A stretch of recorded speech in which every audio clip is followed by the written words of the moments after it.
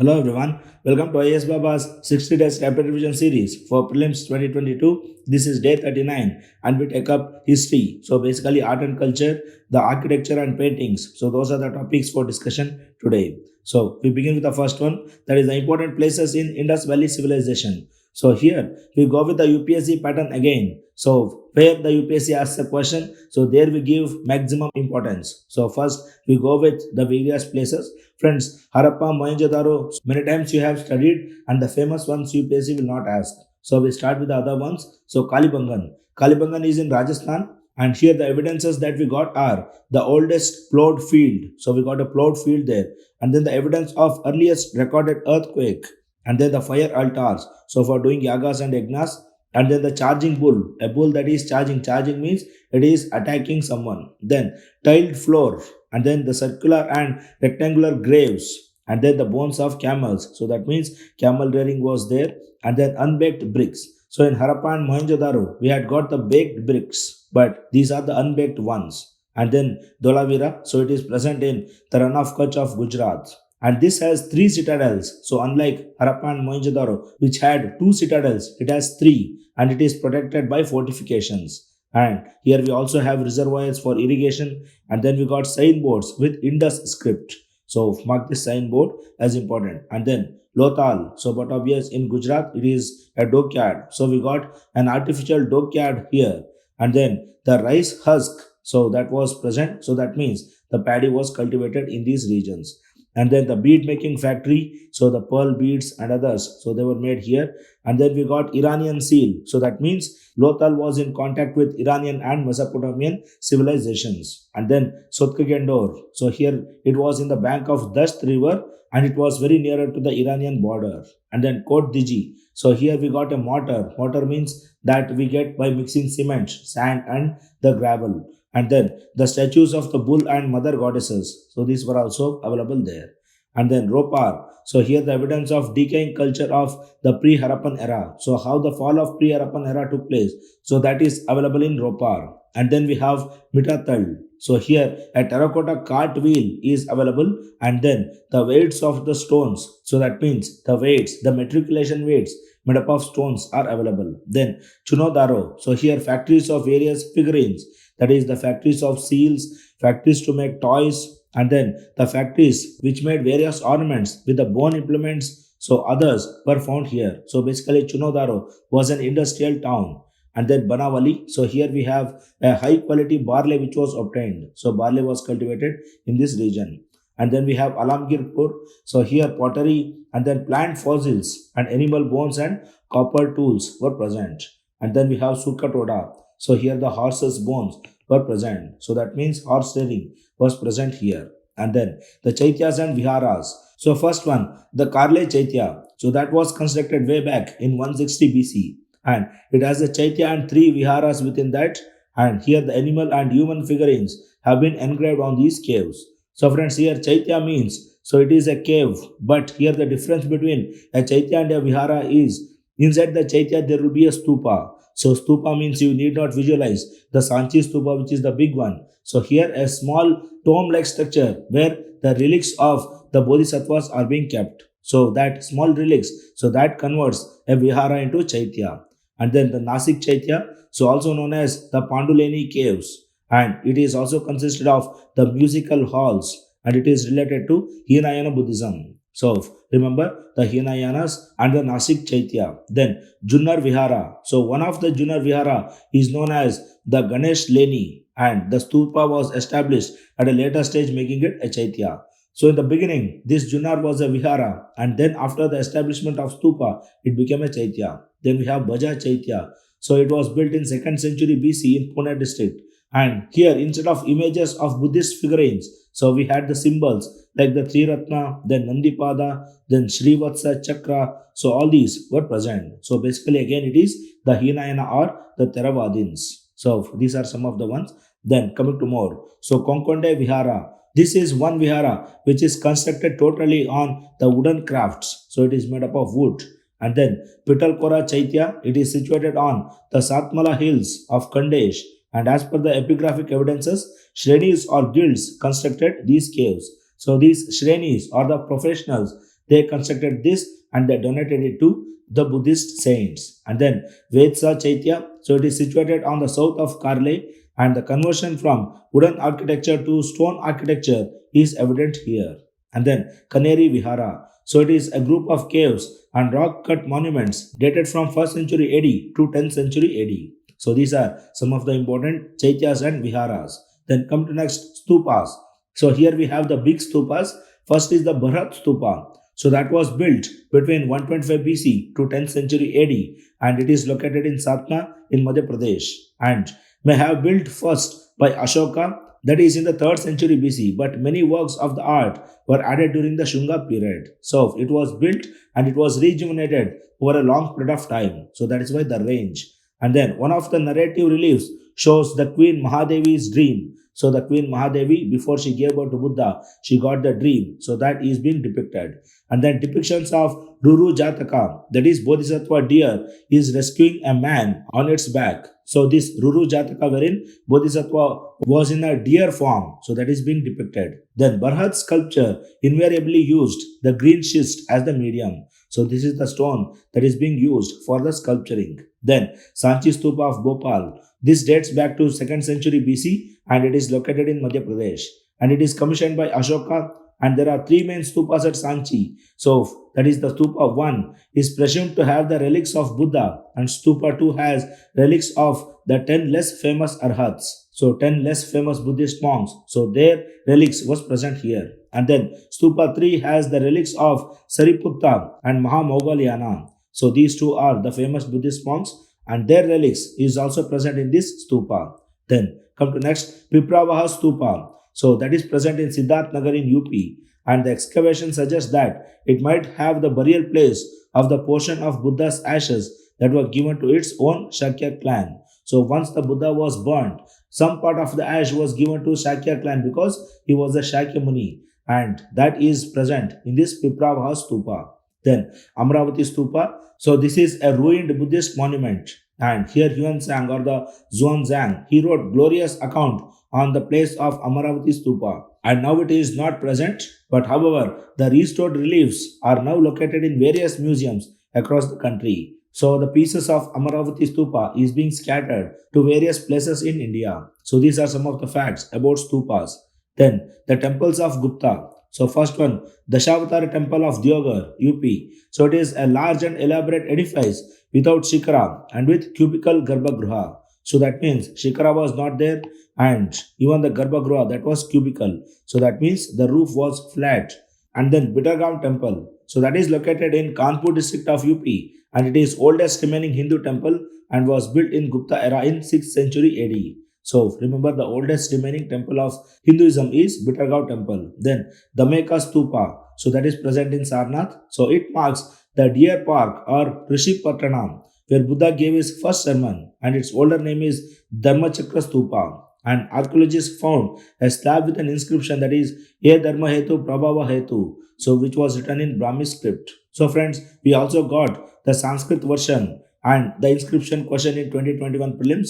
And here, although it was a stupa, it was built during Gupta times, so that's why it is being added here.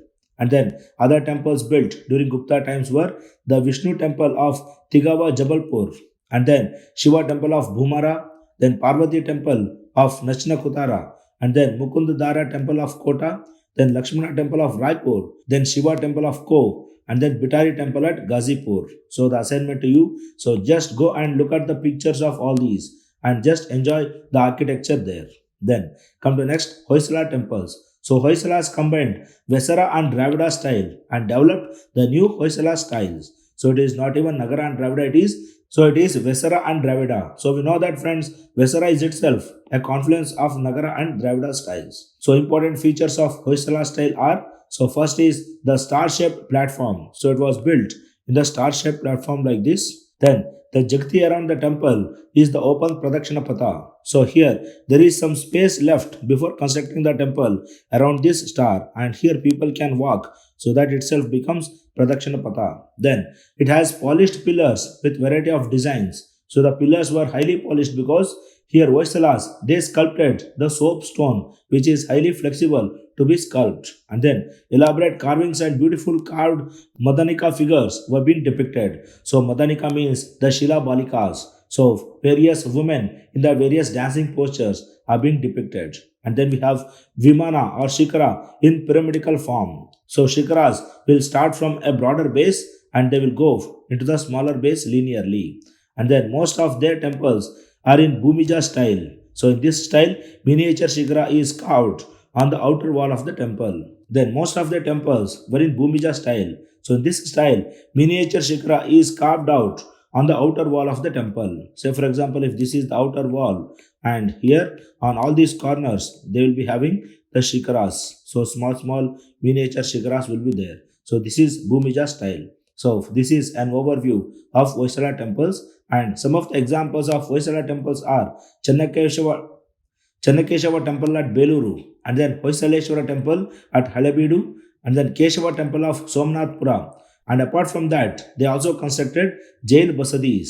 So for example, Sabati Gandhavarana Basadi at Shravana. So that is one example of Jain basadis. So friends, here one point to be remembered is, so Jainism after North India, it is having a hotspot in Karnataka. So try to hit the guessworks if Jainism comes in prelims. So this is about the Hoysala temple. Then Vesara style. So the unique features of Vesara style of temple architecture are, first is the ornamentation of temples, walls and pillars. So too much of decorations were there. And then transformation of Dravida tower. So that is minimizing the height of each story with ornamentation. So I told you like here in Dravida we had the towers like this and these height were reduced so that they could do more decorations. And then transformation of Nagara tower. So instead of inclined story, modification is seen in the vertical shape of the tower. So we know that in Nagara style, the tower will be inclined like this. So there will be a curve.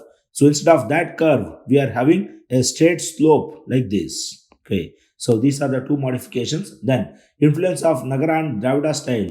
So first is the Panchayatan style. So we know that Panchayatan means, so here we have the 5 deities and one main deity will be at the middle and 4 sub deities will be in the 4 corners. So this is Panchayatan style. That means 5 gods. Then the plan of vestibule joining the sanctum to Mandapa bears the resemblance to Odishan temples. So the path from which we move from Mandapa to the Garbhagriha, so that is resembling the decorations and others, they were resembling the Odishan temples. And then most of the temple pillars, they had similarity to Shekari and Bhumija type of pillars in North India. So friends, this Shekari, Bhumija, these are the various terms of architecture. So here we can see this is one kind of architecture. So for example, here the corners are neatly drawn and they are also carved with good embellishments. So likewise, these Bhumija styles and then Shekari styles. So these are various forms of constructing pillars and their decorations. And then the stepped diamond plan, that is the plan of a design arrangement as seen in Chalukya temples, is from northern region. So in Chalukyas, we have this step diamond plan. That means, so if a diamond is there like this, so it is a stepped diamond. So with the concentric steps, we are going to the top by climbing each step. And this overall, it will be in the form of diamond. So these are some of the mixtures. Friends, understand the concepts. Don't just by heart. So here one thing we should understand is UPSC will not give a cut and copy paste question. So you have to analyze the statement and then hit. So if you don't understand the things, you can't. And moreover, if you understand, then it will be very much easy to represent your ideas in the mains. So again, don't by heart, understand each word that is being given in the art and culture. And then famous temples. So here we have the Chalukyan architecture. So that is one of the famous architecture of Vesara style. So here we have Virupaksha temple at Pattadakalu, and then Rameshwaram temple at Ellora, and then Ladkan Ram temple and the Durga temple at Aihole. So remember Aihole, it is not Aihole. Then Rashtrakuta architecture, the Kailas temple at Ellora and Navalinga temples in Kukkanur. And also the Hoysala temples, Vijayanagara temples, so they also carry some Vesara style. Then come to next, Dravidian temples. So some of the features are, first one, the enclosed compound wall. So every temple will be within a compound wall. Then the front wall has an entrance gate called Gopuram. So here we can see that Gopuram. So it will be actually higher than it is shown in this figure. And then the shape of the main temple tower known as Vimana in Tamil is like a stepped pyramid than the curving shikhar of North India. So here we have the stepped pyramid, that means a straight slope. That means a straight slope than a curved slope that we see in Nagara style in North India. And then a fierce Dwarapalas are the doorkeepers guarding the temples. So in the gate entrance, the Dwarapalas are being depicted. But however, in North India, the Yakshas and Yakshinis, so they are being placed. And it is common to find a large water reservoir or a temple tank enclosed within the complex. So here for Abhishekam and others, water is an essential part of worship. That's why a pond is always present in the Dravidian temples.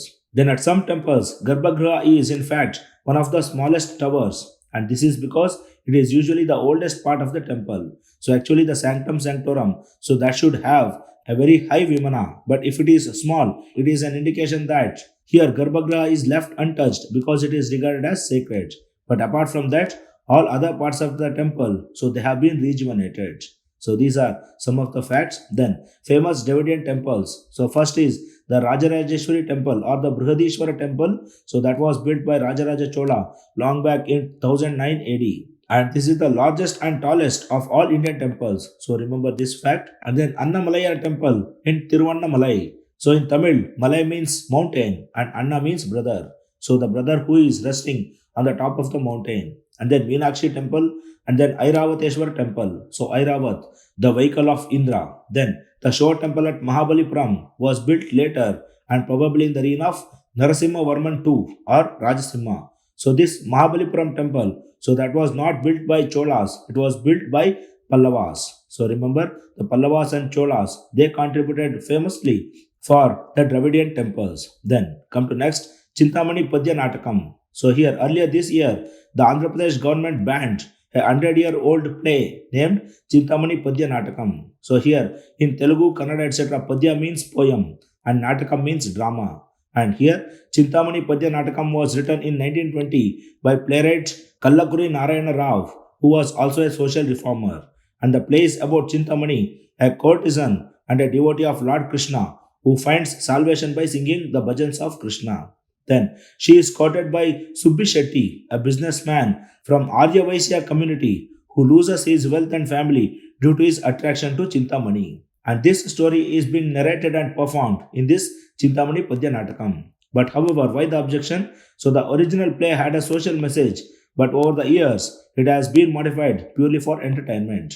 And much of the play sees central character Subbi Shetty made fun of, and especially for losing all his wealth to his vices, that means to his bad virtues. And Arya Vaisya community has been petitioning the government for several years to ban that play, and now it has been succeeded. So remember this Chintamani Padya Natakam. Then come to next, Karakattam dance. So Karakattam means the atom of Karaga. So Karaka is present here and the dance by wearing this Karaga on my forehead. So that is Karakattam. So remember the name here. So Karakattam, also known as Kumbakali, is a folk art performed in Tamil Nadu at Mariamman festivals. So Mariamman means the rain goddess. So in her festival, this is being played. Then this dance is derived from the Bharatam and a mixture of multiple dance forms. So that means from Bharatanatyam, Kuchipudi, Kathakali, so from various dance forms, it takes its footsteps and others. Then Karakattam and agriculture have a link because in Kerala, after Makara Koitu, that is the harvest season. So Koitu means that is the harvesting. So in that season, the Mariamman Puja is being conducted. And here in this Mariamman Puja, Karakattam is performed. So that means whenever the harvest festival is there, Karakattam is performed. That is why there is a linkage between Karakattam and agriculture. Then the dance is more than just worship.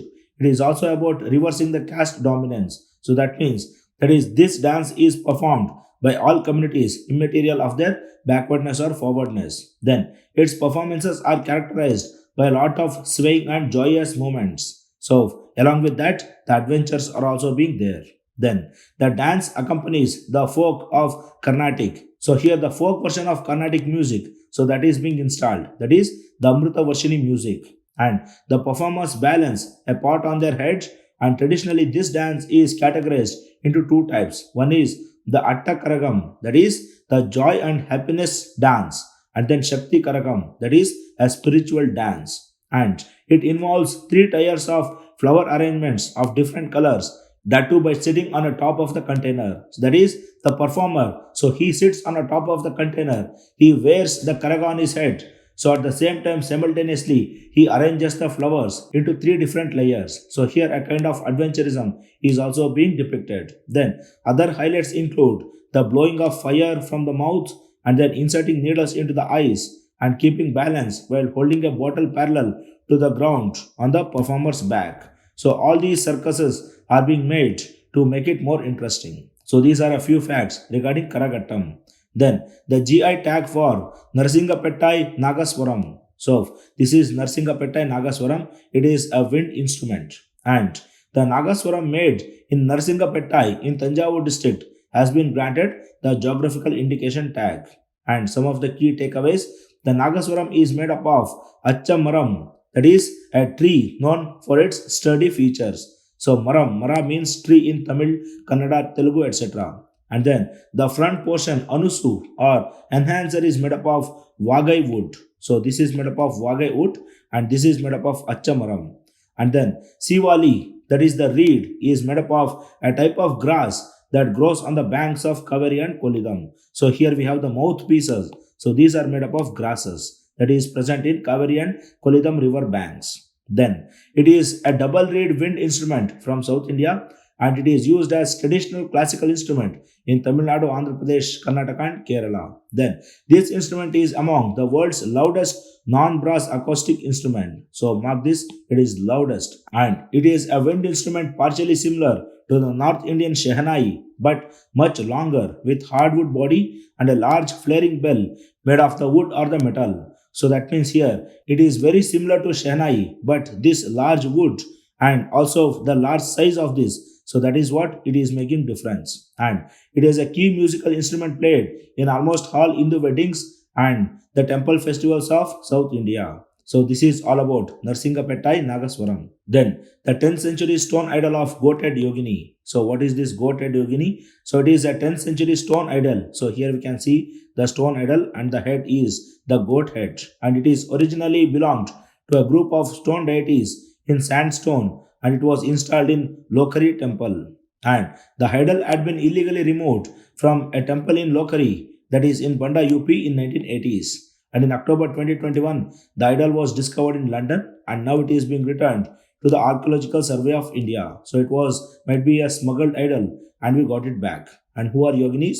Yoginis are a group of powerful female divinities associated with the tantric mode of worship. So tantra, magic, and they are worshipped as a group often of 64 and are believed to possess the infinite powers. So this is about the Goat Head Yogini. So remember the Yakshas, Yakshinis and Yogas and Yoginis. And then the Kathak dancer Pandit Birju Maharaj. So he passed away recently. So he was a descendant of Maharaja family of Kathak dancers and was from Lucknow's Kalka Bindadin Gharana. So remember this Gharana. And friends, UPSC will not ask about any personalities but the backward linkage. So here we have to study about Kathak dance. That is the origin of Kathak is from traveling bards. So of ancient North India, also known as Kathakars or storytellers. So the traveling bards who used to travel and say the stories. So they found this Kathak dance. And the term Kathak is derived from the Vedic Sanskrit, that is the one who tells a story. So Katha, Kathakar, Kala, Kalakar. So the same way. Then Kathak is the only classical dance of India having links with Muslim culture and it represents a unique synthesis of Hindu and Muslim genius in art. And then the 9th century saw the golden age of Kathak under the patronage of Wajid Ali Shah, that is the last Nawab of Awadh. And he established a Lucknow Gharana with its strong accent on Bhava. And from now on, Kathak became an epitome of emotions and the depiction of emotions along with the footsteps, dance and others. Then come to next, Somnath Temple. So Prime Minister inaugurated and laid foundation stone of multiple projects in Somnath in Gujarat. So here, Somnath Temple located in Prabaspatan near Veraval in Saurashtra on the western coast of Gujarat is believed to be the first among the 12 Jyotirlinga shrines of Shiva. So friends, here there were questions being asked on these Jyotirlinga Kshetras. So that is why better to revise them. Then in the 649 AD, King Maitreya of Vallabhini built a second temple in place of the temple and renovated it. So the rejuvenation started way back in 649 AD. And in 725 AD, the old ruler of Sindh took his army and attacked the temple and destroyed it. But however, the Pratishta king Nagabhatta II constructed the temple for the third time in 815 AD using a red sandstone. So after Pratishta king Nagabhatta II built it in the red sandstone. So after that we know that Muhammad Ghazni he also invaded and he plundered the Somnath Temple. And after that, so in 1950s, so Sardar Vallabhbhai Patel he was instrumental in rejuvenation of this temple. So this was one temple which was being plundered by many rulers. So irrespective of their religion, many rulers plundered it and many rulers they also contributed for the reconstruction of this temple. So this is a brief history of this Somnath temple. Then coming to next, Mughal and Pala school of painting. First one, the Mughal school of painting. So this originated during the reign of Akbar in 1560. So actually this started during the Humayun times. So Humayun, he brought two Persian masters of painting, that is the Mir Sayyid Ali and Abdul Samad Khan. So they were the pioneers for this Mughal painting. And it was a happy synthesis of indigenous Indian style of painting and the Safavid school of Persian painting. And Tuti Nama appears to be the first book of Mughal school. And some of the famous painters in the Akbar's court were Dasavant, Basavan, Mansur, Kesu, and others. Then after that, Jahangir, he had a great fascination for nature and took delight in portraiture of the birds, animals, and flowers. So nature painting started during Jahangir's times. Then some important manuscripts of Jahangir's times. So they were Ayar-e-Danish and then Anwar-e-Sunawali.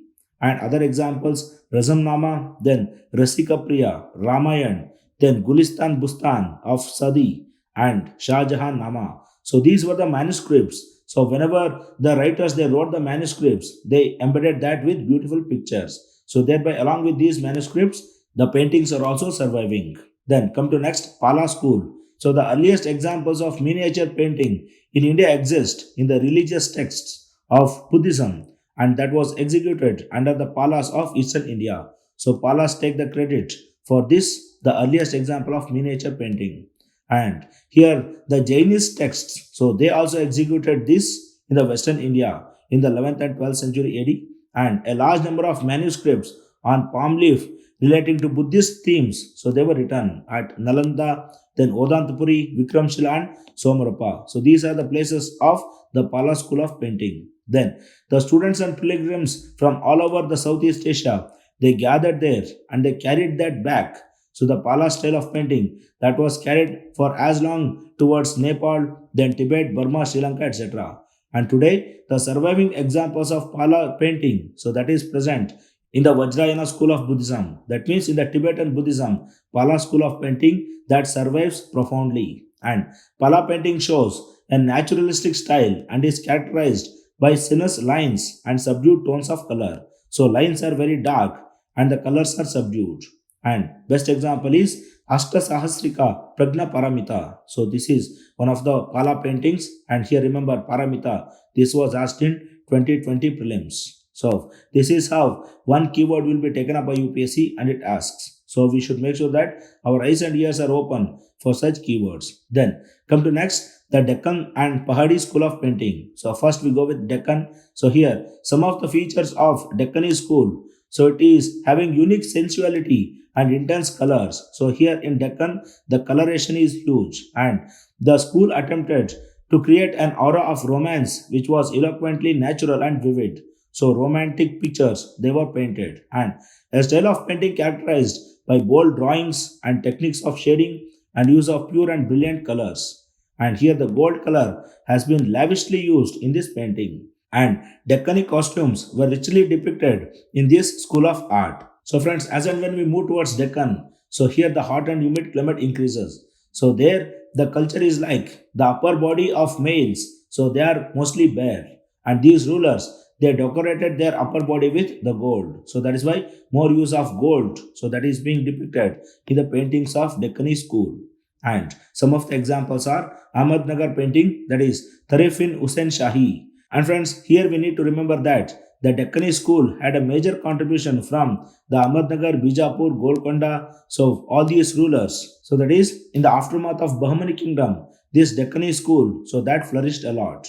And then the Bijapur Adil Shahis, so they also painted, and some of the flowering plants, and then Arabesque techniques and others derived from Persian tradition. So they were painted in Bijapur. Then Lady with the Maina bird, and then the dancing girls, merrymaking, etc. were being painted in the Golconda. And then Hyderabad. So here we had rich colors and the Deccani facial types and the costumes. So the facial types means so mostly the round faces. So they were being painted because round face is a distinctive character of the Deccan. And the Tanjore. So here it is a temple school of painting. So that is why the Hindu gods and goddesses were painted more in Tanjore school. So this is a brief of Deccani school of painting. Then the Pahari school. Friends, here we have two types. One is the Basholi and Kangra school. So first we go with the Basholi school.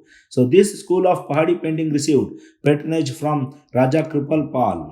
And the famous paintings belonging to this school is Devadasa's Rasamanjari illustrations. So that was painted in 1694 AD, and an illustration from a series of Gita Govinda painted by the artist Manaku. So Jayadeva's Gita Govinda was also painted. And there is the use of strong and contrasting colors and then monochrome background. So the background is having only one color. And then the large eyes and then the bold drawings. So too much of outlines and use of beetles' wings for showing diamonds in the ornaments. So here this is how the beetles' wings. So this is a form of design that is being used. And then the narrow sky and the red border are observable features in this miniature painting. So if you observe any Basholi school of paintings, so all these features you have to identify. Only then your understanding is proper. And then we have the Kangra school. So here this painting is attributed mainly to the Nine Sukh family. So these are the ones who flourished them. And some of the Kangra school painters, they got patronage in Punjab under Maharaja Ranjit Singh's patronage. And the salient features of this school are the delicacy of drawing and quality of naturalism are also standout features. So here we can see how the nature is being drawn. And also remember how there is a narrow sky and most of the sky is filled with clouds itself.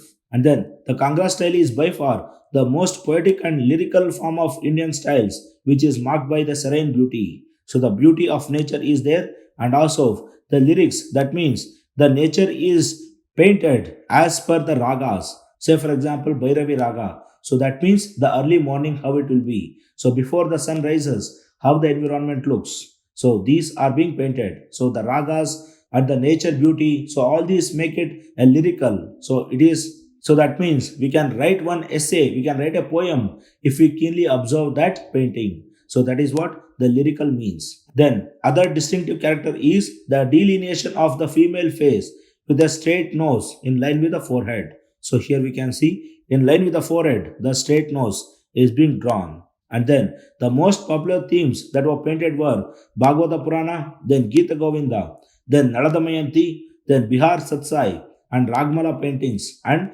Baramasa paintings. So these are some of the ones. So by the name itself, we get to know the Ragmala, Baramasa means the various seasons and ragas are being painted. So these are some of the facts regarding the Kangra school. Then coming to the last part, friends, indirectly UPSC civil service preparation is taking more and more towards nationalism. So that Indianness that will be embedded in the preparation. So I suggest you to learn as many languages as possible. I suggest you to learn as many cultures as possible so that at least you take a guesswork by seeing the names. Okay. So the names of the family which were common in one area, so the tradition which is common in other area, the language which is common in one area, and the clothing which is common in other area. So you can decipher and at least try to grab some marks. And this is how our preparation goes over and above the smart preparation, and it also becomes the wholehearted preparation. So I welcome you all towards such a preparation and make your life a fruitful one because result is not in our hands. So we all do it. All the very best. Good luck, friends.